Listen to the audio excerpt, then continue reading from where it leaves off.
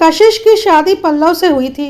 कशिश के ससुराल में उसकी सास कामिनी देवी, ननंद केसर, नंदोई सुजॉय और उसका पति पल्लव थे। सुजॉय और पल्लव का संयुक्त बिजनेस था और यह सारे एक ही घर में रहते थे क्योंकि दोनों पार्टनरशिप में बिजनेस करते थे और घर भी पार्टनरशिप में ले रखा था। सारा कुछ दोनों ने आधा आधा कर रखा था।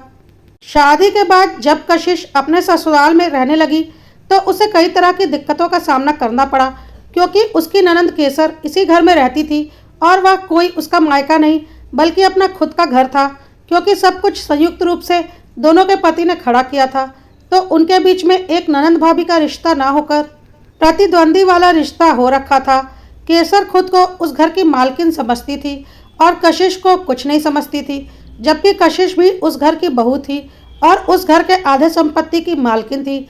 लेकिन क्योंकि केसर उस घर की बेटी थी तो दोनों माँ बेटी मिलकर एक हो जाती थी और कशिश को हर तरह से नीचा दिखाती रहती थी। पल्लव अपनी माँ और बहन की बातों में आ जाता था और कशिश को नीचा दिखाने का कोई मौका नहीं छोड़ता था। कशिश का हाल उस घर में एक नौकरानी जैसा हो गया था और मुख्य मालकिन केसर बनकर रहती थी। पल्लव को यह समझ में नहीं आता था कि अब उसकी शादी हो चुकी है और उसकी पत्नी का भी कुछ सम्मान है जिसकी रक्षा उसे करनी है।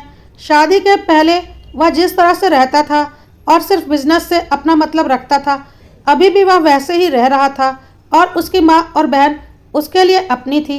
वह यह समझ ही नहीं पा रहा था कि कशिश भी अब उसकी अपनी है और उसके प्रति उसकी कुछ जिम्मेदारियां हैं। केसर हर तरह से कशिश को दबाती रहती थी। अपने ही घर में कशिश एक मेहमान बनकर रह गई थी।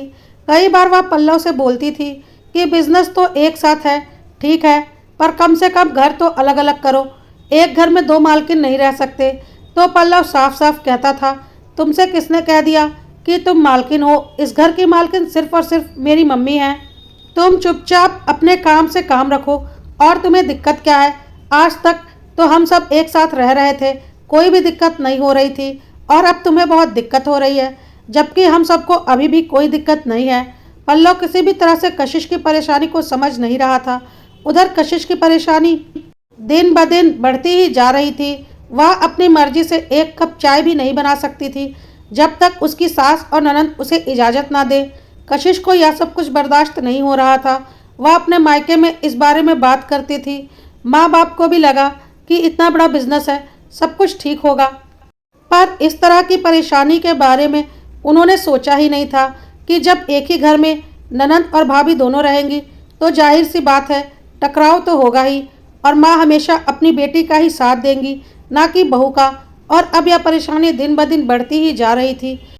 केसर को कशिश को परेशान करने का एक अलग ही मज़ा मिलता था और उसे ऐसा लगता था कि वह इस घर की मालकिन है और कशिश उसकी नौकर। पल्लव भी पूरी तरह से उसकी मुट्ठी में था ही और उसका खुद का पति भी। माँ भी उसका ही साथ देती। इसलिए केसर का यह सोचना था कि कशिश को मेरे हिसाब से ही अपनी ज़िंदगी गुजारनी पड़ेगी। कशिश को समझ में आ गया था कि पल्लव को समझा पाना बहुत ही मुश्किल है। एक बार एक छोटी सी बात को लेकर केसर ने सबके सामने कशिश की बहुत बेइज्जती की, जिसकी वजह से कशिश बहुत दुखी हुई। उसने पल्लव से बोला, अब मैं इस घर में नहीं रह सकती, मुझे अलग घर लेकर दो। तुम क्या बिजनेस करते हो, किसके साथ करते हो, मुझे कोई मतलब नहीं है, लेकिन मैं तुम्हारी बहन के साथ अब इस घर में एक दिन भी नहीं रह सकती। पल्लव किसी भी तरह से कशिश की बात मानने को तैयार नहीं था क्योंकि केसर और उसकी माँ कामिनी देवी ने उसे अच्छे से समझा दिया था कि उसकी पत्नी उसे लेकर अलग होना चाहती है क्योंकि वह एक संयुक्त परिवार में नहीं रहना चाहती और अपनी मनमर्जी से ऐश मौज की ज़िंदगी जीना चाहती है। वह एक कामचोर औरत है, इसलिए यहाँ से भागना चाहती है। पल्लव किसी भी हाल में अपनी माँ से अलग होने की सोच भी नहीं सकता था और कामिनी देवी किसी भी हाल में अपनी बेटी से अलग होने की सोच भी नहीं सकती थी। वह तो बहुत खुश थी कि उनकी बेटी और बेटा दोनों उनके साथ रहते हैं और वह उन दोनों को अलग अलग होने देंगी तो जाहिर सी बात है उन्हें अपने बेटे के साथ रहना पड़ेगा, या फिर वह चाहे तो अपनी बेटी के साथ भी रह सकती हैं, पर वह दोनों का साथ नहीं छोड़ना चाहती थी। इसलिए उन्होंने भी पल्लव को कशिश के खिलाफ भड़काने में कोई कमी नहीं छोड़ी। कशिश भी गुस्से में अपने मायके चली गई थी। कशिश के मायके वालों ने भी पल्लव को बहुत समझाने की कोशिश की, लेकिन पल्लव किसी भी तरह से समझने को तैयार नहीं था। उधर कामिनी देवी को भी अच्छे से समझ में आ गया था कि अगर उन्होंने पल्लव और कशिश के बीच समझौता करवाया तो कशिश पक्का पल्लव को लेकर अलग हो जाएगी और फिर उन्हें या तो अपने बेटे के साथ या फिर अपनी बेटी के साथ रहना पड़ेगा। इसके लिए वह बिल्कुल तैयार नहीं थी। इसलिए उन्होंने पल्लव और कशिश का रिश्ता सुधारने की कोई कोशिश नहीं की। बात बिगड़ती गई। इधर केसर और कामिनी देवी ने पल्लव के कान भरने में कोई कमी नहीं छोड़ी और पल्लव के मन में कशिश के लिए नफरत बढ़ती गई, क्योंकि उसके लिए हर हाल में उसकी माँ और बहन सही थे। कशिश को भी पता था कि उसके ससुराल के जो हाल हैं वहाँ रहना संभव नहीं है। उसकी ज़िंदगी जहन्नुम बन जाएगी, क्योंकि केसर कभी उसे चैन से रहने नहीं देगी जब तक कि पल्लव एक अलग घर लेकर अपनी माँ और अपनी पत्नी के साथ नहीं रहता, जिसके लिए पल्लव किसी भी कीमत पर तैयार नहीं था। बात तलाक तक आ चुकी थी। कशिश ने सपने में भी नहीं सोचा था कि उसकी ज़िंदगी इस मोड़ पर आ जाएगी। वह और उसके माँ बाप कभी नहीं चाहते थे कि उसका तलाक हो, लेकिन केसर और कामिनी देवी को पता था कि अगर तलाक नहीं होगा तो कशिश एक ना एक दिन पल्लव को उनसे अलग करके रहेगी। इसलिए कामिनी देवी ने सोच लिया था कि वह कशिश से पल्लव का तलाक करवा देंगी और कुछ दिनों के बाद कोई सीधी सादी लड़की खोजकर पल्लव की दूसरी शादी करा देंगी, जो अपना ज़्यादा दिमाग ना चलाए और उनके हिसाब से रहे। कशिश ने भी सब कुछ भगवान भरोसे छोड़ दिया और दोबारा से एक बार अपनी पढ़ाई पर ध्यान देने लगी और प्रतियोगी परीक्षाओं की तैयारी करने लगी। एक तरफ उसके तलाक का केस चल रहा था, दूसरी तरफ वह अपनी पढ़ाई में दिन रात एक किए हुए थी, क्योंकि उसे पता था उसकी ज़िंदगी खराब हो चुकी है और कोई मायके में जीवन भर नहीं रह सकता। उसे अपने पैरों पर खड़ा होना बहुत ज़रूरी है। तलाक का केस लगभग खत्म होने वाला था और कशिश ने अपने पति से अच्छा खासा कंपनसेशन मांगा था, क्योंकि आखिर उसने सच में उसकी ज़िंदगी खराब की थी अपनी माँ और बहन की बातों में आकर। लेकिन केसर और उसका पति सुजॉय बहुत चालू किस्म के इंसान थे और वह 1 रुपया भी कशिश को देने के पक्ष में नहीं थे। इसलिए उन्होंने अलग तरीके से दिमाग चलाया। केसर ने कामिनी देवी और पल्लव को अच्छे से समझाया कि आखिर कशिश से तुम्हारा रिश्ता कितना पुराना है, जो तुम अपने घर की इतनी बड़ी रकम उसे दे दोगे जिसके साथ अब तुम्हें रहना भी नहीं है। एक काम करो, तुम सारा बिजनेस, घर और प्रॉपर्टी सुजॉय के नाम पर कर दो। जब तुम खुद कंगाल रहोगे तो कंपनसेशन में क्या दोगे? कामिनी देवी को भी यह बात ठीक लगी और पल्लव तो वही करता जो कामिनी देवी और केसर उसे समझाती थी। पल्लव ने अपने हक की सारी प्रॉपर्टी सुजॉय के नाम पर कर दी और कानूनी रूप से अब पल्लव के पास कुछ भी नहीं था। पल्लव ने बहुत आसानी से कोर्ट में साबित कर दिया कि वह खुद कंगाल है, उसके पास संपत्ति के नाम पर कुछ भी नहीं है, तो वह कशिश को क्या ही दे सकता है। कशिश को भी इन लोगों की चालाकी समझ में आ चुकी थी, पर वह क्या करती। इसी बीच कशिश का चयन इनकम टैक्स ऑफिसर की पोस्ट पर हो गया और उसने अपनी नौकरी ज्वाइन कर ली। उसे पता था केसर और सुजॉय कितने शातिर हैं, इसलिए उसने चुपचाप पल्लव से तलाक ले लिया बिना किसी कंपनसेशन के। अब सब लोग बहुत खुश थे। कशिश भी अपनी नौकरी से संतुष्ट थी और नौकरी लगने के बाद अपने मायके के पास ही एक किराए का मकान लेकर वह उसमें रहने लगी। उधर कामिनी देवी ने सोचा कि अब पल्लव की किसी सीधी सादी लड़की से शादी कर देते हैं। उन्होंने कई जगह पल्लव के शादी की बात चलाई। बात तो बन जाती थी, लेकिन फिर लड़का क्या करता है पर बात आकर अटक जाती थी, क्योंकि यह बात फैल चुकी थी कि सारा कुछ सुजॉय और केसर का है, पल्लव का कुछ भी नहीं है। कामिनी देवी ने केसर से कहा कि अब तो कशिश पल्लव की ज़िंदगी से निकल चुकी है और मेरा बेटा अकेला तो रहेगा नहीं, शादी तो इसकी करनी है, तो तुम इसकी प्रॉपर्टी वापस इसके नाम पर कर दो ताकि इसकी शादी हो सके। केसर और सुजॉय ने बोला, लेकिन मम्मी, अगर फिर कल को ऐसी ही कोई लड़की आ गई तो फिर यही सारी मुसीबतों का सामना करना पड़ेगा। कुछ दिन कोशिश कीजिए, शादी तो हो ही जाएगी। बार बार यह सब परेशानियां होने से अच्छा है कि सब कुछ सुजॉय के नाम पर ही रहे। कामिनी देवी को अपनी बेटी और दामाद पर अंधा भरोसा था और पल्लव को भी अपनी माँ पर भरोसा था, लेकिन काफ़ी कोशिश करने के बाद भी पल्लव की दूसरी शादी नहीं हो पा रही थी। इधर केसर और सुजॉय अब खुद को इस घर का मुख्य कर्ता धर्ता समझ रहे थे। घर में पूरी तरह से केसर ने अपना हुक्म चलाना शुरू कर दिया था। वह कामिनी देवी को भी कुछ नहीं समझती थी और उधर दुकान में सुजॉय ने पल्लव को एक नौकर समझना शुरू कर दिया था और बात बात पर स्टाफ के सामने ही पल्लव को अक्सर डांट देता था। पल्लव और कामनी देवी को अब यह सब कुछ बड़ा अटपटा लग रहा था। जब कशिश के साथ यह सब कुछ होता था तब उन्हें कोई फर्क नहीं पड़ता था, लेकिन अब जब खुद के साथ ऐसा कुछ हो रहा था तो उन्हें बिल्कुल अच्छा नहीं लग रहा था। एक दिन छोटी सी बात पर सुजॉय ने दुकान पर पल्लव की बहुत बेइज्जती की। पल्लव को बहुत जोर का गुस्सा आया और उसने अपने घर आने पर बहुत बड़ा हंगामा किया और केसर और सुजॉय से बोला, अब तुम लोगों के साथ मैं नहीं रहना चाहता। मैं माँ को लेकर अलग घर में रहूँगा और मेरा सारा बिजनेस मेरे नाम पर वापस करो। कशिश ठीक कहती थी, तुम लोग बहुत चालाक हो और हमें अपना नौकर समझते हो।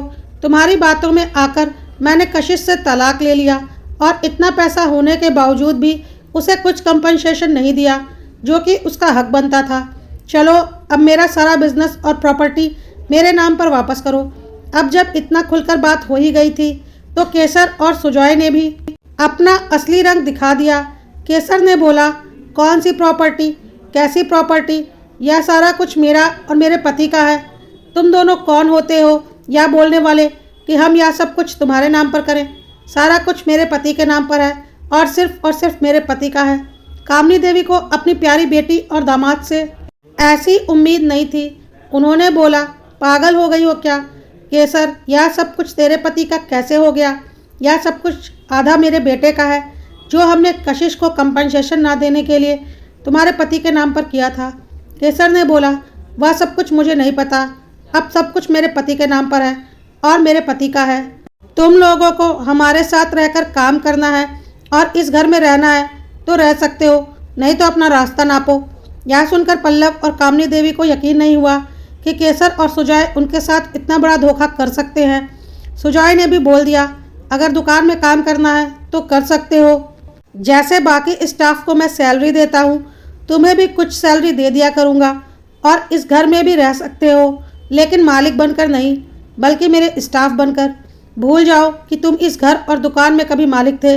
आज पल्लव और कामनी देवी को समझ में आ रहा था कि केसर और सुजॉय कितने शातिर हैं और कितनी चालाकी से उन लोगों ने कशिश को उसकी ज़िंदगी से निकाल फेंका, क्योंकि वह यह सब कुछ महसूस कर चुकी थी जिसे पल्लव और कामनी देवी आज महसूस कर रहे थे। कामनी देवी को यकीन नहीं हो रहा था कि उनकी प्यारी बेटी इतनी नीच हो सकती है, लेकिन यह सच था। पल्लव अब एक पल भी उस घर में नहीं रहना चाहता था क्योंकि उसकी बहुत बेइज्जती हो चुकी थी और कानूनन सुजॉय और केसर बिल्कुल सही थे, तो वह उनका कुछ बिगाड़ भी नहीं सकता था। पल्लव ने कामनी देवी से कहा, माँ यहाँ से चलते हैं, भले हम सड़क किनारे रह लेंगे लेकिन मैं इन लोगों के साथ अब नहीं रह सकता।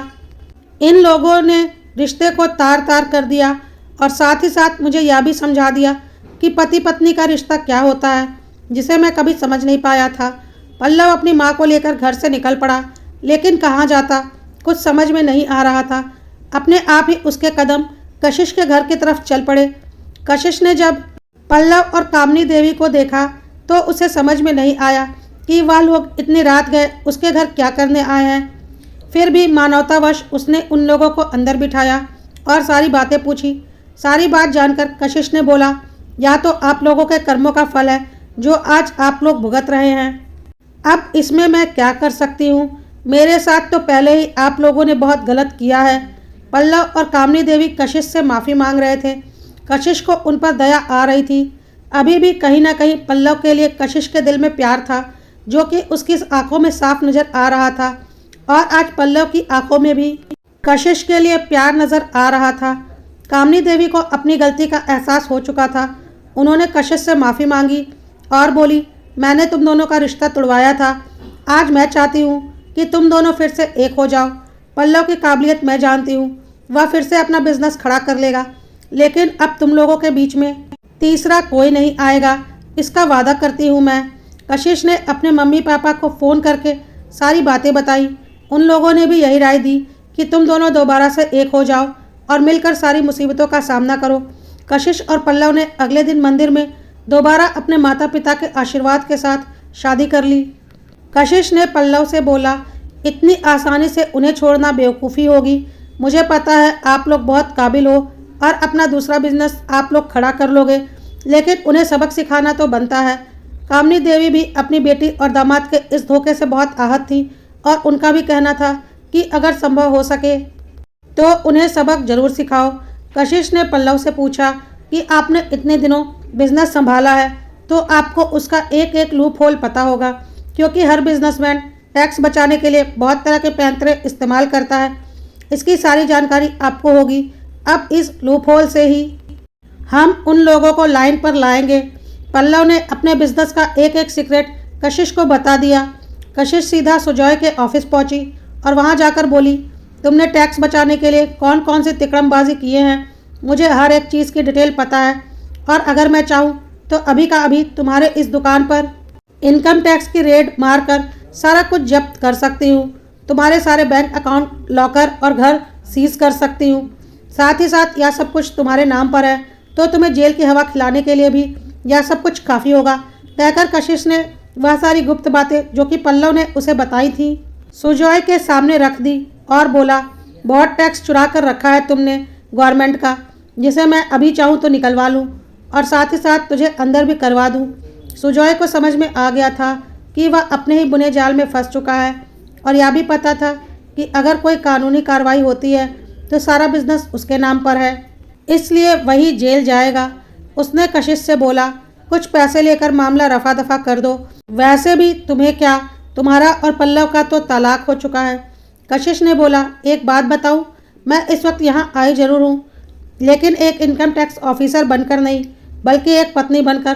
कहकर कशिश ने अपने मांग में लगा हुआ सिंदूर सुजॉय को दिखा दिया और बोला, पल्लव के नाम का सिंदूर फिर से मेरी मांग में सच चुका है, क्योंकि उन्हें अपनी गलती का एहसास हो चुका है।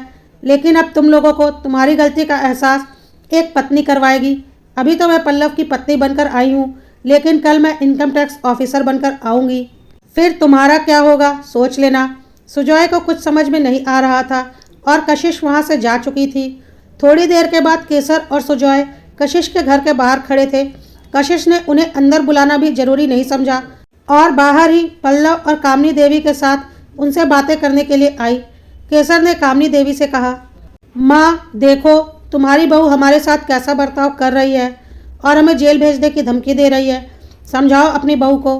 कामनी देवी ने केसर को एक जोरदार तमाचा लगाया और कशिश से बोला, बहू तुमने सिर्फ इन्हें धमकी दी, मैं तो इन दोनों को जेल के अंदर देखना चाहती हूँ। कशिश ने बोला, जल्दी ही आपकी यह इच्छा भी पूरी हो जाएगी मम्मी, बस कुछ दिन रुकिए। सुजॉय और केसर को समझ में आ चुका था कि अब कामनी देवी और पल्लव उनके किसी झांसे में नहीं आएंगे, क्योंकि आखिर उन्होंने खुद अपना असली रंग उन लोगों को दिखाया था। सुजॉय ने कशिश के हाथ जोड़ लिए और बोला, प्लीज़ यह सब कुछ यहीं ख़त्म कर दो। मैं पल्लव का सारा बिजनेस और प्रॉपर्टी जो मैंने उससे बेईमानी से हड़पा था उसके नाम पर वापस करने को तैयार हूँ। केसर ने भी कशिश से माफ़ी मांगी और बोली, भाभी मैंने बहुत गलती की है, मुझे माफ़ कर दो, हम सारा कुछ वापस करने को तैयार हैं, बस हमें बख्श दो, हम जेल नहीं जाना चाहते। कशिश ने पल्लव से बोला, इन्होंने आपके साथ गलत किया है, आप सोच लो इनके साथ क्या करना है।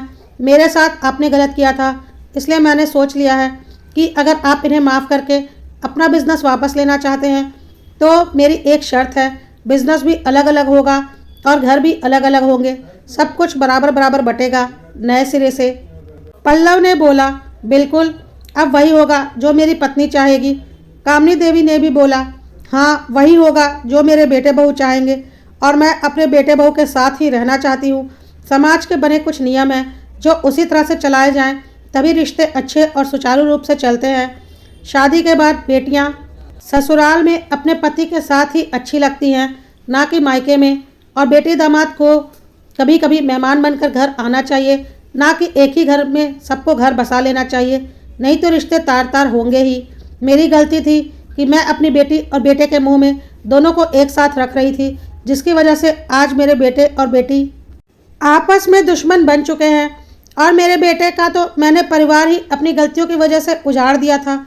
लेकिन ईश्वर की दया से सब कुछ वक्त रहते संभल गया, पर मेरी बेटी और दामाद के लालच ने एक भाई बहन का रिश्ता और एक माँ बेटी का रिश्ता हमेशा के लिए ख़त्म कर दिया, जिसमें कहीं ना कहीं मेरी भी गलती थी और आज मैं अपनी गलती भी मानती हूँ।